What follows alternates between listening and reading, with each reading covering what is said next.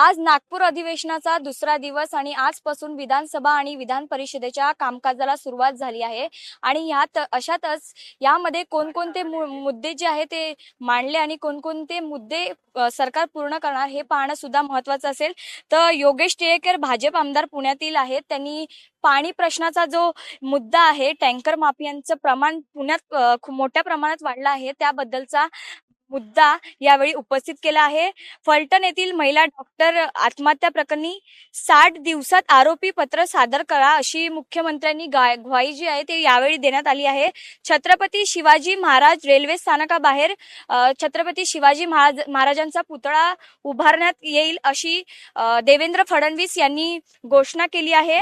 तर आपण बघू शकतो महत्त्वाचा जो आता मुद्दा प्रश्नासंदर्भात लोकप्रतिनिधी व अधिकाऱ्यांची संयुक्त बैठक घेणार असा दावा सुद्धा यावेळी करण्यात आला आहे।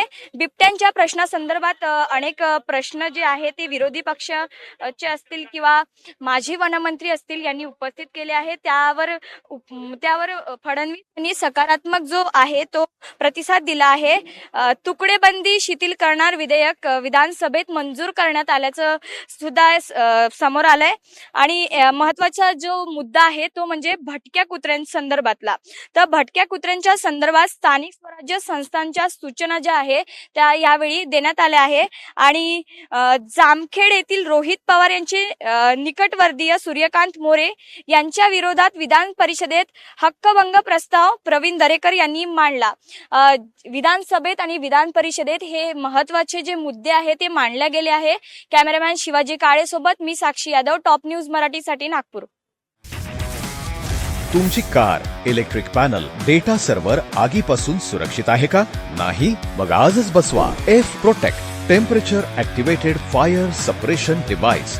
यामध्ये आहे eco friendly non toxic pressurised liquid जे आग लागल्यास क्षणार्धात ऍक्टिव्हेट होऊन आगीवरती मिळवते नियंत्रण। बसवण्यास अतिशय सोपे आणि सुटसुटीत टेकालिपचे एक दर्जेदार उत्पादन एफ प्रोटेक्ट।